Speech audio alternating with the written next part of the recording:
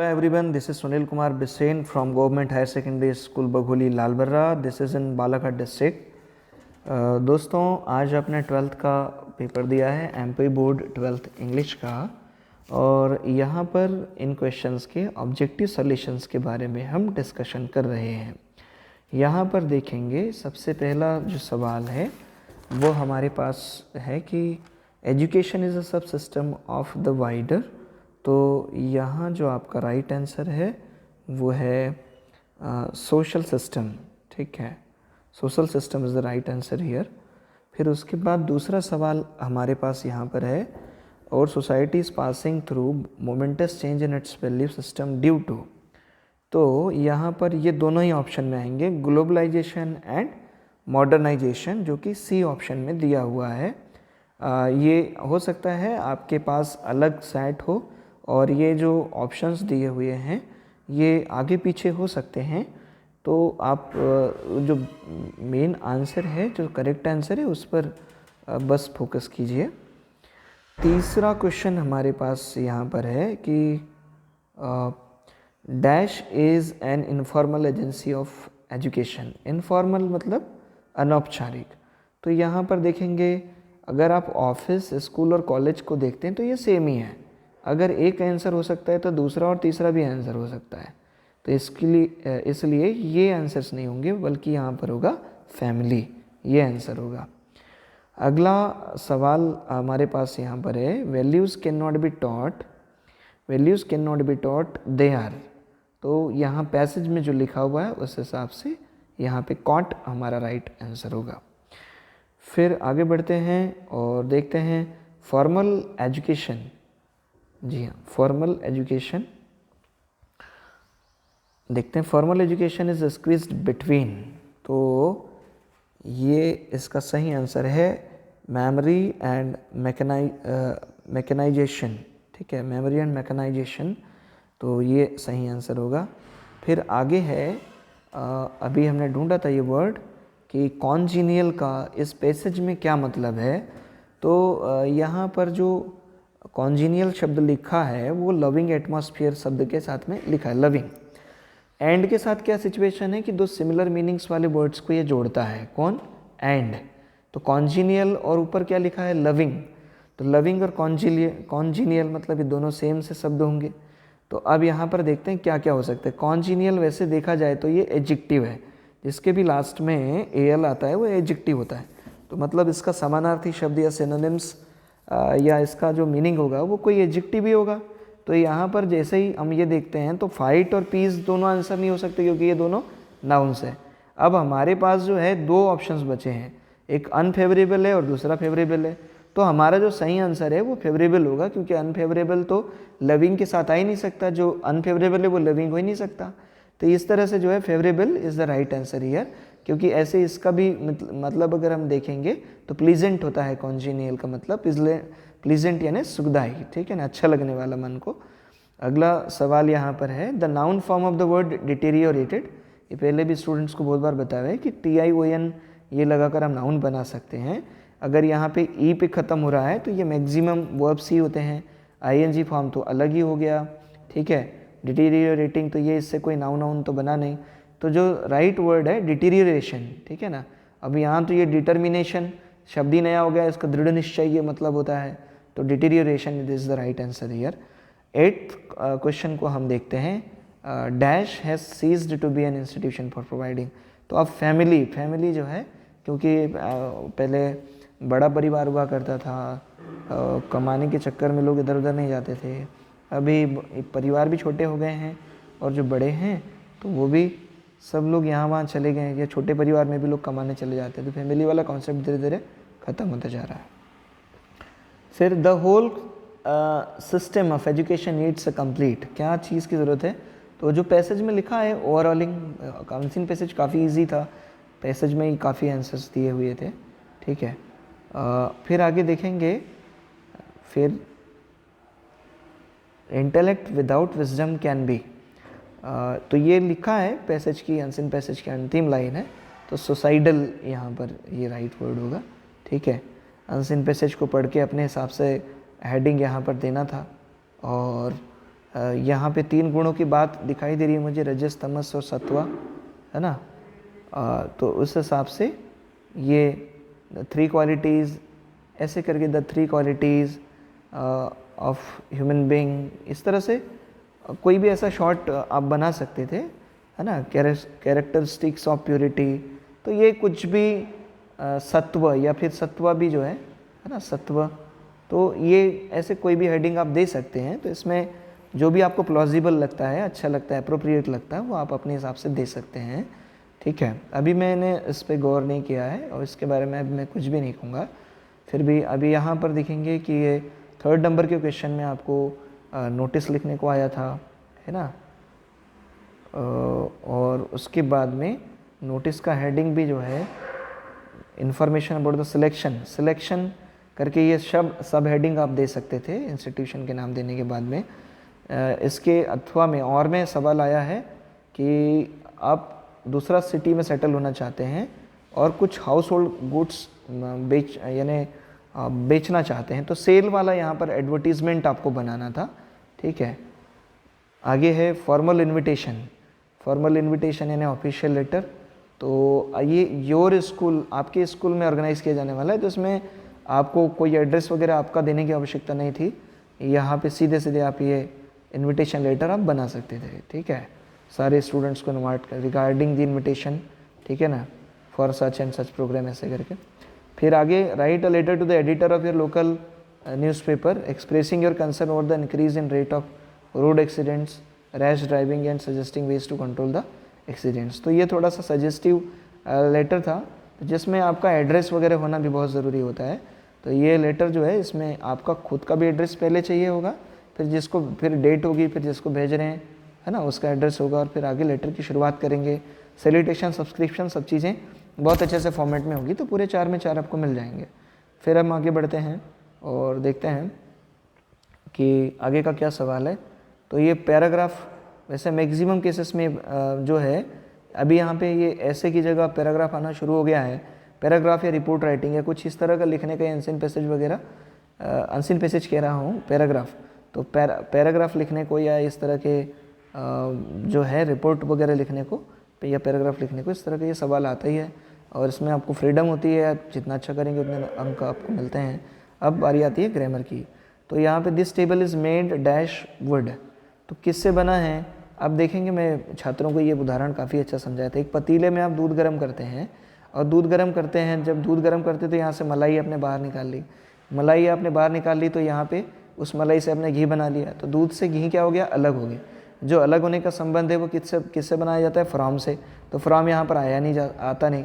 जैसे कोई चीज़ हमने बनाई और जो पहले जो कंटेंट था वो अभी भी वही कंटेंट है, अगर कंटेंट बदला नहीं है, तो जो हमारा राइट आंसर होगा वो होगा ऑफ, कि कोई चीज़ किसी से बनी है। मेड ऑफ प्लास्टिक यानी प्लास्टिक से बना हुआ है, मेड ऑफ वुड यानी लकड़ी से बना हुआ है। तो इस तरह से ऐसे होता है, ठीक है ना। आगे बढ़ते हैं। अब यहाँ वुड यू लाइक टू, अगला सवाल हमारे पास है would you like to have. अब यहाँ पे सेंटेंस की शुरुआत वुड से हुई है, तो जब विल से, वुड से, मे से या कुड से सेंटेंस की शुरुआत होती है, तो यहाँ पर ये सेंटेंस दिखता क्वेश्चन के फॉर्मेट में है, परंतु ये पॉजिटिव सेंटेंस होता है, और पॉजिटिव होने के कारण इसमें सम का प्रयोग होगा, है ना। लुक वाइज ये कैसे लग रहा है, क्वेश्चन लग रहा है, परंतु जो है ये जो कंस्ट्रक्शन है इसकी, या ग्रामेटिकल सेंस जो है इसका, ये एक रिक्वेस्ट को बताता है, ठीक है ना, एक रिक्वेस्ट को बताता है। और इस वजह से जो है रिक्वेस्ट या ऑफर को बताने के कारण इसमें सम का प्रयोग हम करते हैं, एनी का नहीं करेंगे, ठीक है। कई लोग इंटरोगेटिव देखकर जो है सीधे एनी लगा देते हैं, ऐसा नहीं होता है। फिर आगे लिखा I know boy who cheated you. तो जब भी हम किसी वर्ड को स्पेसिफाई करते हैं, यहाँ बॉय को स्पेसिफाई करें कि कौन सा लड़का, हु चीटेड यू, है ना, हु चीटेड यू, जिसने तुम्हें धोखा दिया। तो यहाँ पे स्पेसिफाई कर रहे हैं, इसलिए स्पेसिफिकेशन को बताने के लिए हम द का प्रयोग यहाँ पर करते हैं। फिर आगे है अब इट इज़ हैविली, है ना। अब ये देखेंगे it dash heavily since morning. Since morning या सिंस फॉर लगाते हैं, तो सिंस या फॉर लगे होने पर 2 टेंस हो सकते हैं। जब एक्शन का कंटिन्यूशन होना बताया जाता है तो परफेक्ट कंटिन्यूअस का प्रयोग किया जाता है, तो यहाँ पे हैज़ बीन हमारा आंसर होगा। अगर हम यहाँ रिजल्ट की बात करते तो परफेक्ट टेंस होता, ठीक है। आगे देखेंगे तो वो तो हमारे पास ऑप्शन में है भी नहीं, यहाँ पर यही है ना, सिर्फ परफेक्ट कंटिन्यूअस ही दिया है। कंटिन्यूअस होगा नहीं, पास्ट कंटिन्यूअस भी होगा नहीं, प्रेजेंट इंडेफिनिट भी होगा नहीं। आगे देखते हैं। आगे अगला है हमारे पास, यहाँ पर देखेंगे कि dash he speak English fluently. तो he can speak English fluently, fluently यानी धारा प्रवाह रूप से बोल सकता है, तभी लिखा हुआ है। तो ये एबिलिटी को बताने वाला वाक्य है, इसलिए हम यहाँ पर कैन का प्रयोग करेंगे। आगे है Mohan is senior dash Rakesh. अब यहाँ पर देखेंगे टू, ठीक है ना, तो टू का प्रयोग होगा क्योंकि सीनियर और जूनियर जैसे शब्दों के साथ में हमेशा टू का प्रयोग होता है, ठीक है ना। क्यों होता है? क्योंकि ये जो फॉर्म है सीनियर, तो ये पॉजिटिव भी ऐसा ही होता है और कंपेरेटिव भी ऐसा होता है, इसी के अंदर कंपेरेटिव भी होती है। तो ऐसे हमारे पास और भी शब्द है, senior, junior, prior, interior, exterior, posterior, ऐसे OR वाले जितने भी शब्द हैं उनमें सब में टू का प्रयोग करते हैं। आगे देखते हैं, सुनील वर्क्स हार्ड। आपको बता दूं ऐसे यहाँ पर 2 नाम आज पेपर में आए हैं। तो ये एक नाम जो है राकेश, ये मेरे स्टूडेंट कम फ्रेंड का नाम है, और ये मेरा नाम है सुनील तो हम दोनों के नाम यहाँ पेपर में आते हैं भाई, ध्यान रखो। आगे बढ़ते हैं हम, सुनील वर्क्स हार्ड डैश ही में गेट गुड मार्क्स, ठीक है। तो यहाँ पे सो दैट जो है सो दैट यहाँ पर हम प्रयोग करेंगे। तो ये सवाल बड़ा एग्ज़ाम का फेवरेट सवाल है। यहाँ पे सो दैट आता है तो मे का प्रयोग होता है, कई बार इस जगह पे पूछ लेता है कि भैया यहाँ पर मे आएगा कि कैन आएगा, ठीक है ना। तो यहाँ पर मे का प्रयोग होगा। इसके बाद आगे बढ़ते हैं, तो सो दैट यानी ताकि, Sunil works hard so that ताकि ही मे गेट गुड मार्क्स, ये सब सो दैट का यहाँ मतलब है ताकि। अब आगे देखते हैं डू एस डायरेक्टेड वाले सवालों को, और यहाँ पर देखेंगे सबसे पहला ये पेसी वाइज बनाने को हमसे कहा है, someone is calling my name. तो इसका पेसी वाइज चेंज करेंगे तो होगा my name is being called, ध्यान रखिएगा, my name is being called, he is intelligent, he is hard working. अब ये कैसे हो जाएगा, इसको बोथ और एंड से कॉम्बिनेट करेंगे तो हो जाएगा he is both intelligent and hard working. क्या होगा, he is both intelligent and hard working, ऐसे होगा। फिर यहाँ पर जो है आगे कह रहा है कि physics is more difficult than any other subject. इसको पॉजिटिव डिग्री में बनाएंगे तो हम कैसे होगा, तो पॉजिटिव डिग्री में बनाएंगे तो जैसे नो, है ना, no other subject is as difficult as physics, ऐसे होगा। फिर से सुन लीजिएगा कि no other subject is as difficult as physics, ये इसका आंसर होगा। आगे बढ़ते हैं, फिर है अब यहाँ पर सेंटेंस लिखा है कि no sooner does a thief see a policeman than he runs away. अब इसका हम passive wise sorry as soon as से हम इस सेंटेंस को बनाएंगे। तो एज सुन एज से सेंटेंस बनाने पर होगा as soon as a thief sees, इस SEEC में एस भी लगा देंगे। नो सूनर, है ना, ये वाले सेंटेंस को हम चेंज कर रहे हैं तो as soon as a thief sees a policeman. अब यहाँ से देन जो है वो हट जाएगा, बाकी सब कुछ सेम रहेगा, ही रन्स अवे, ठीक है। आगे बढ़ते हैं, अगला सवाल है the man is our new English teacher, the man is wearing a white shirt. तो कैसे हो जाएगा, द मैन, इसको हम किससे कॉम्बिनेट करेंगे, कह रहा है कि इसको कोई कॉम्प्लेक्स सेंटेंस बनाना है। तो कॉम्प्लेक्स सेंटेंस हम बनाते हैं हु से, ठीक है ना। The man who is wearing a white shirt, ठीक है ना, is our new English teacher. फिर से सुनेंगे, सोल्यूशन होगा the man who is wearing a white shirt is our new English teacher, ऐसे होगा। आगे बढ़ेंगे, ही शट द डोर, इसे नेगेटिव में बदलना है तो ये हो जाएगा he did not shut the door. ये शट का पास्ट इंडेफिनिट फॉर्म है, क्योंकि अगर ये प्रेजेंट होता तो शट की जगह शट्स होता और तब हो जाता she does not shut the door. परंतु ये शट है, शट का सेकंड फॉर्म भी शट ही होता है, क्योंकि ये थर्ड पर्सन सिंगुलर नंबर है ना। सी क्या है, थर्ड पर्सन सिंगुलर है, तो अगर ये प्रेजेंट में होता तो शट में शट्स रहता, एस रहता, ठीक है ना। तो यहाँ पे देखेंगे कि कौन सा है, पास्ट इंडेफिनिट है, तो शी शट लिखा है तो शी डिड नॉट शट, ऐसे हो जाएगा। आगे देखेंगे she is very weak she can not walk. अब इसे सो दैट से कॉम्बिनेट करना है तो सेंटेंस हमारा बनता है कि she is so weak that she can not walk, ऐसा सेंटेंस बनेगा। वह इतनी कमज़ोर है कि वह चल नहीं सकती। देखिए सो दैट से बनने वाला ये भी वाक्य आ गया है यहाँ पर, और दूसरा अलग अलग सो दैट वाला ये भी वाक्य आ गया है यहाँ पर। कई बार ऐसे पास की चीज़ें आ जाती, तो आप लोग को थोड़ा ध्यान रखना है आगे से जब भी किसी भी एग्ज़ाम की तैयारी करें तो किसी भी सवाल को हल्के में ना लें। टीचर की पढ़ाई हुई हर बात को बहुत अच्छे से ध्यान देकर आप करेंगे सवाल हल, पढ़ाई करेंगे तो बहुत सभी सवालों को आप हल करने की योग्यता पालेंगे। आगे देखते हैं, अब हमारे पास सेक्शन डी में चलते हैं, लिटरेचर वाले सेक्शन में चलते हैं। और इस सेक्शन में हम देखेंगे कि यहाँ पर मैं शॉर्ट में आपको बताऊँगा कि क्या क्या आंसर्स होंगे। तो पहला यहाँ पर लिटरेचर पोर्शन में पहला सवाल है, the makeup room looked like अ। तो कैसा लगता था ये मेकअप रूम, कैसा लग रहा था? तो मेकअप रूम यहाँ पर वो लग रहा था, है ना, ये हेयर कटिंग सलून के टाइप का लग रहा था। ये पैसेज में लिखा हुआ है, ठीक है ना। The makeup room had the look of a hair cutting saloon, लिखा है look of a hair cutting saloon, तो इस तरह का ये लग रहा था। आगे बढ़ेंगे और देखेंगे, who became the head of the studio just after a Bengali.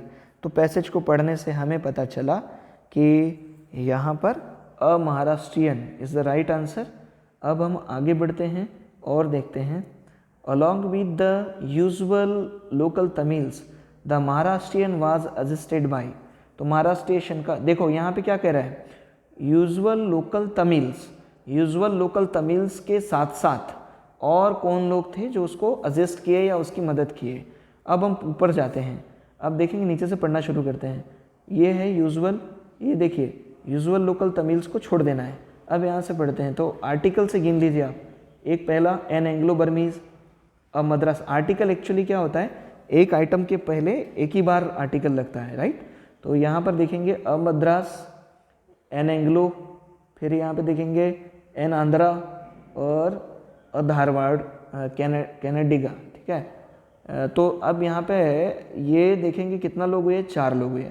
तो आपका राइट आंसर क्या होगा यहाँ पर, आपका राइट आंसर होगा 4 पर्सन्स, राइट। आपका राइट आंसर होगा 4 persons is the right answer, ठीक। आगे देखते हैं, find a word from the extract that means very shining, है ना। वेरी शाइनिंग के लिए हमारे पास देखो सक्सीड यानी तो सफल होना होता है, मिजरी यानी होता है दुख, मिरर यानी होता है ना, मिरर यानी आईना। तो आईना कोई अंधेरे में अपने आप थोड़े से ही चमकता है, इसमें कोई चमक थोड़ी होती है, लाइट रिफ्लेक्ट होगा तो चमकेगा। तो है ना, इनकैंडेसेंट जो है ये वर्ड जो है ये लाइट को बताता है, एक्सट्रीम, है ना, ज़्यादा लाइट को बताता है। आगे बढ़ेंगे, आगे है एक्सट्रैक्ट को पढ़ना है और अपने को आंसर देना है भाई। अब आगे बढ़ेंगे तो यहाँ पे लिखा है, पहला वर्ड लिखा है जंप के लिए, तो ये प्रेंस शब्द आता है जंप के लिए, ठीक है। इसका मीनिंग जो है, जंप का मीनिंग प्रेंस यानी कूदना होता है। आगे लिखा है, को किसने लिखा है ये लाइंस, तो एड्रिन रिच ने लिखी है ये लाइंस। आगे बढ़ते हैं, ठीक है। The tigers run in green fields, तो कहाँ पे कैसे चलते हैं ये चलते हैं ब्रेवली, है ना। कैसे चलते हैं, तो ब्रेवली। क्या वो कावड़ली ने डरपोक की तरह तो सिर्फ चढ़ते नहीं, सैडली दुख से भी नहीं चलते, स्लोली ने धीरे होता है, ठीक है ना। तो यहाँ पे देखेंगे कि जो मूवमेंट है वो कैसा है। तो मूवमेंट के बारे में यहाँ पे लिखा हुआ है, शिवॉल्रिक शब्द लिखा हुआ है, ध्यान देंगे। ये शिवॉल्रिक लिखा है जिसका मतलब ब्रेवली होता है, शौर्यशाली, शिवॉल्रिक का ये मतलब है। आगे अब हमारे पास फिर अगला सवाल, अगला लिटरेचर का सवाल है, क्वेश्चन नंबर है ना 9th का बी है हमारे पास ये। और 9th के बी में हम देखेंगे, डॉक्टर सदाउस हॉकी का घर कहाँ पे बना हुआ था, तो प्लेन्स में नहीं था, टॉप ऑफ हिल नहीं था, फॉरेस्ट में नहीं था, near a coast, Japanese coast है ना वहाँ पे था। फिर आगे कौन से पेड़ लगे थे, तो पाइन के लगे थे, ठीक है, पाइन के ट्री, ये यहाँ पे लिखा हुआ है ना। ये जो पैसेज दिया है इसकी जो सेकंड लास्ट लाइन है उसमें दिया हुआ है। फिर आगे लिखा है, नेरो का एंटोनिम क्या है, विपरीतार्थी शब्द। नेरो यानी क्या होता है, संकरा, आप खुद ही बताएंगे। तो ये टाइट यानी होता है खूब टाइट तो आप समझते ही हैं, है ना, कसा हुआ। हैवी यानी भारी, स्वीट यानी मीठा प्यारा, और ब्रॉड यानी चौड़ा। तो नेरो यानी संकरा, ब्रॉड यानी चौड़ा। So the right answer is broad, ये इसका अपोजिट है। आगे देखेंगे ये एक्सट्रैक्ट कहाँ से लिया गया है, तो ये एक्सट्रैक्ट लिया गया है एनिमी से, दी एनिमी से लिया गया है। बाकी क्वेश्चन आंसर्स आप टेक्स्ट बुक देख के ये पता लगा सकते हैं, पर मैं आपसे कहूँगा कि अभी आप एग्ज़ाम में दूसरे पेपर्स की तैयारी कीजिए, अभी ये सब को छोड़िए, ठीक है। पुराना आपका पेपर जैसा भी गया हो उसके बारे में सोचना बंद कर दें और अगले पेपर की तैयारी कीजिए धूम धड़ाके से। कम ज़्यादा ये सब चलते रहता है, ठीक है। अगले पेपर में कसर निकालिए, आज जो कमियाँ रहेगी अगले पेपर में ये ना होने पाए। Thank you so much for listening to me. All the best.